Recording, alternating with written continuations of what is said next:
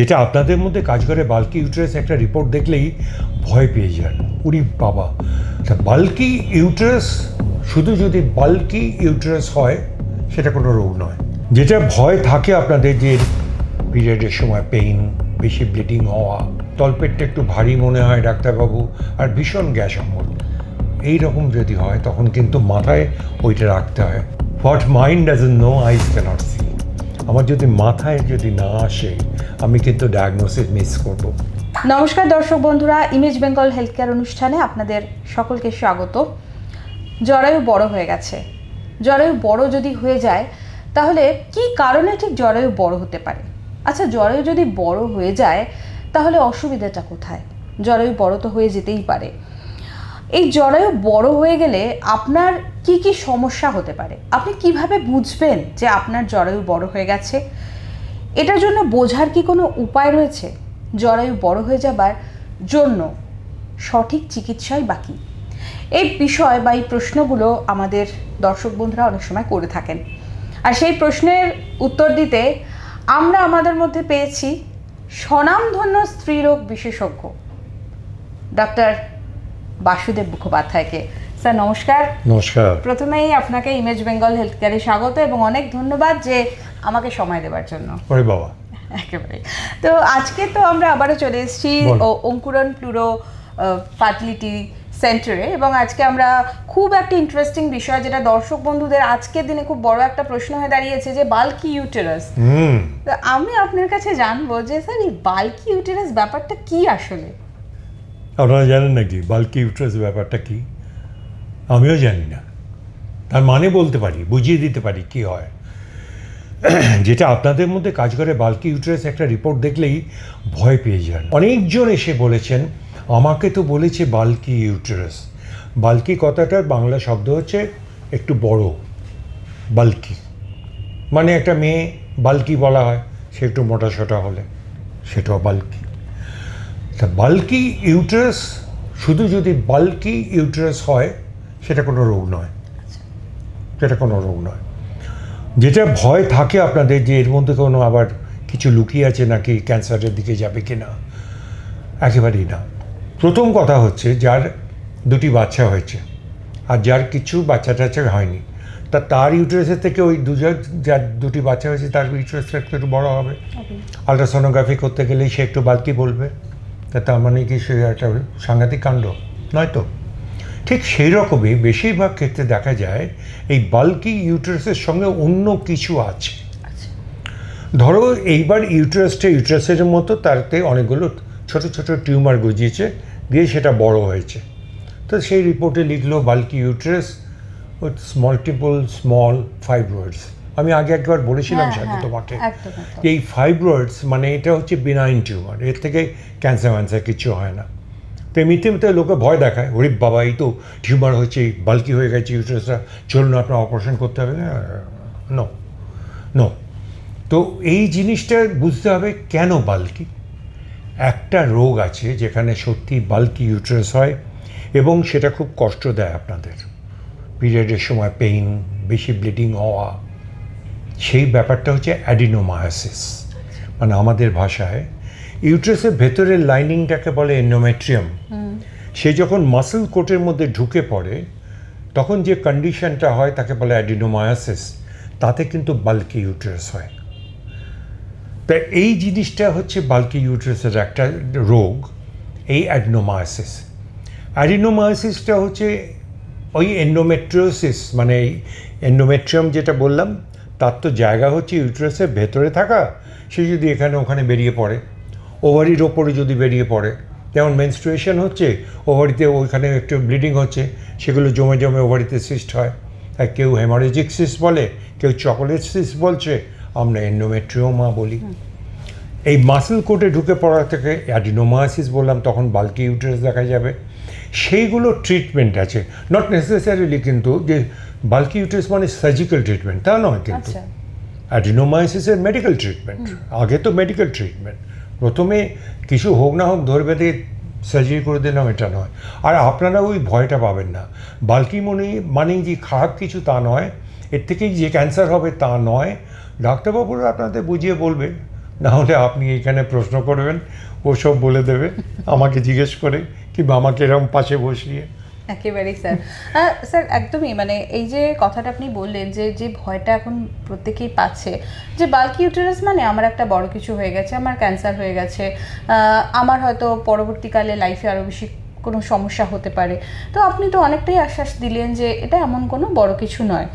তো আমি এই ফাইব্রয়েড বা অ্যাডিনোমায়োসিস যে বিষয়গুলো আপনি উল্লেখ করলেন, এইগুলোর প্রসঙ্গে একটু যাব যে এই ধরনের সমস্যা যখন হয় তাহলে শরীর কি কিছু লক্ষণ দেয় বা বোঝার কোনো উপায় রয়েছে একজনের? মানে একজন নিজে নিজে বুঝতে পারবে না আমার বাল্কি ইউটেরাস হয়েছে, আচ্ছা, কিন্তু তাকে যখন ডাক্তার দেখবে, সে দেখবে কারণটা কী। এটা হচ্ছে ইম্পর্ট্যান্ট, কারণটা কী।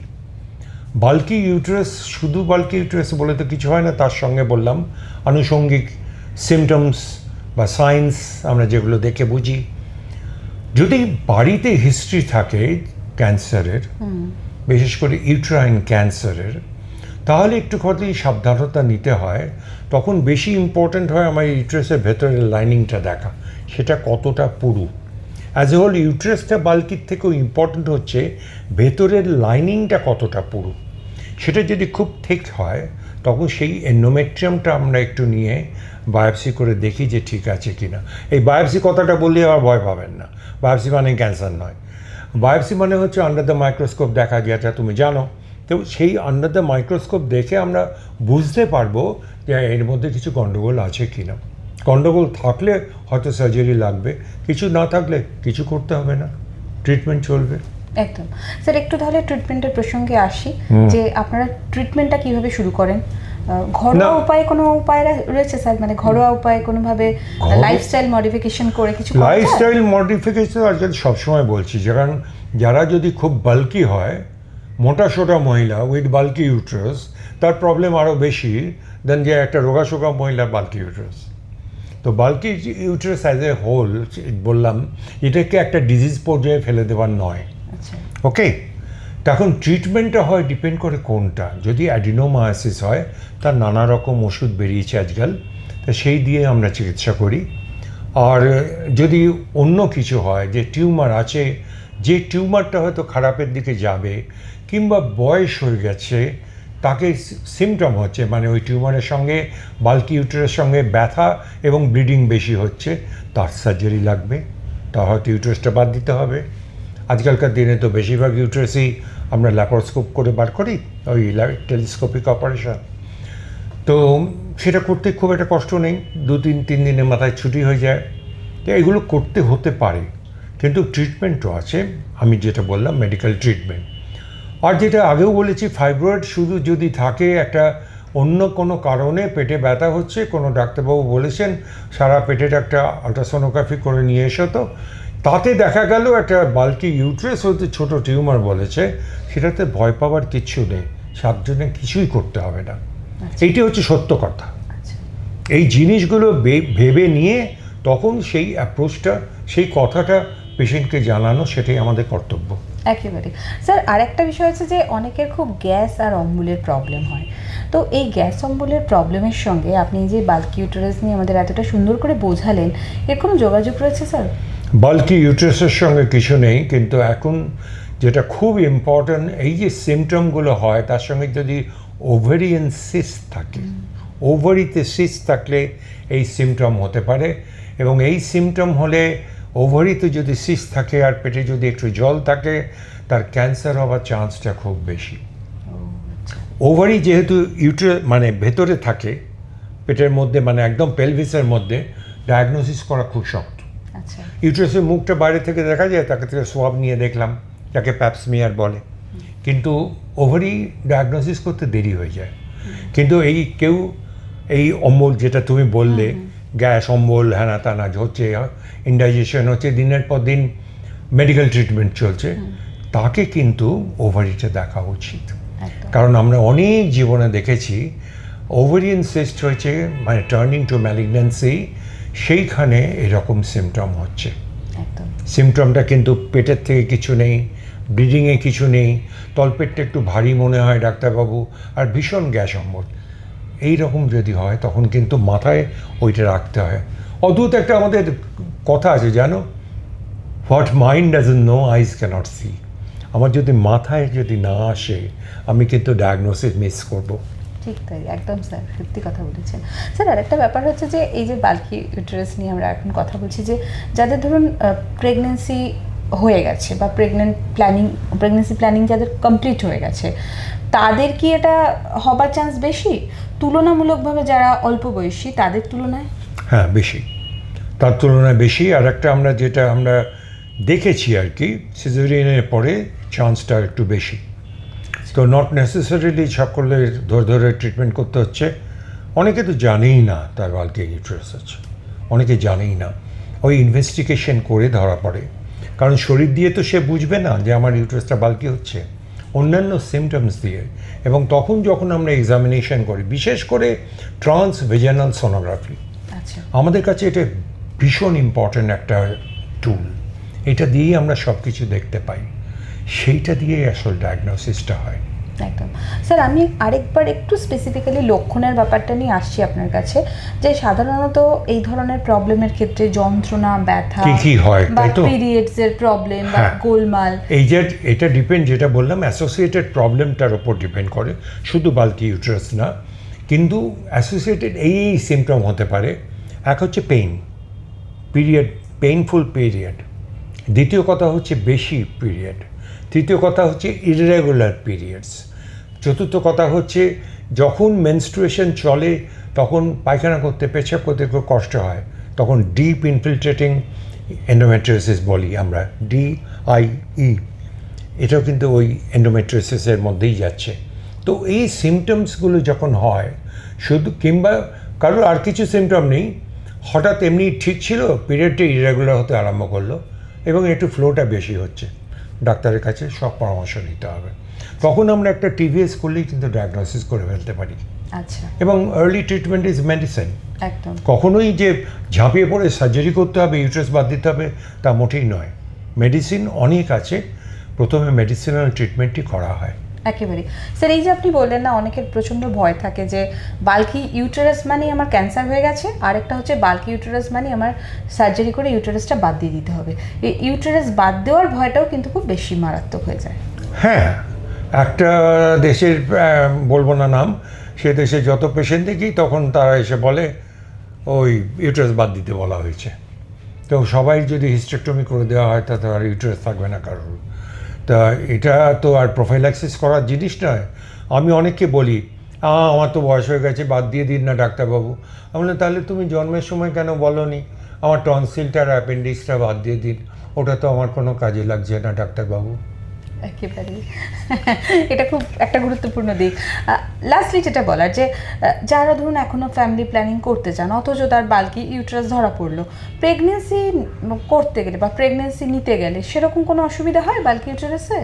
বাল্কি ইউটেরাস না, যদি অ্যাডিনোমায়োসিস থাকে তাহলে প্রেগনেন্সি হতে অসুবিধা হয়। তারও ট্রিটমেন্ট আছে, ট্রিটমেন্ট করে সেটা মানে দে নিড হেল্প। এমনি হঠাৎ প্রেগনেন্সি হয়ে যাওয়াটা একটু কম হয়, বেশিরভাগ ক্ষেত্রে একটু সাহায্যের দরকার হয়, মেডিসিন। বাল্কি ইউটেরাস বলে নয়, যদি অ্যাডিনোমায়োটিক ইউটেরাস হয়। Bulky uterus is not a disease. একদম। লোকের মাথায় এটা ঢুকেছে, বাল্কি কথাটা লিখে দিল মানে ভয় পাওয়ার কিছু নেই, বাল্কি কথাটার কোনো মানে হয় না। মানে অনেকে জানেই না যে তার বাল্কি ইউটেরাস রয়েছে, তাই তো। অথচ তিনি খুব সুস্থ সুন্দরভাবে একদম তাই, একদম একদম। তা আপনি এই যে জায়গাটা আমাদের বললেন, এতটা পরিষ্কার করে বললেন, আমার দর্শক বন্ধু যারা ওপার থেকে অনুষ্ঠান দেখছেন তারা অনেক আশ্বস্ত হলেন এই কথাটা। আমার কাজই তো তাই, এই ভুল ধারণাগুলো ভাঙা। মানে রবীন্দ্রনাথ গোড়া লিখেছিলেন আমাকে দেখে, আমি মরে গিয়ে বাসুদেব হয়ে জমেছি।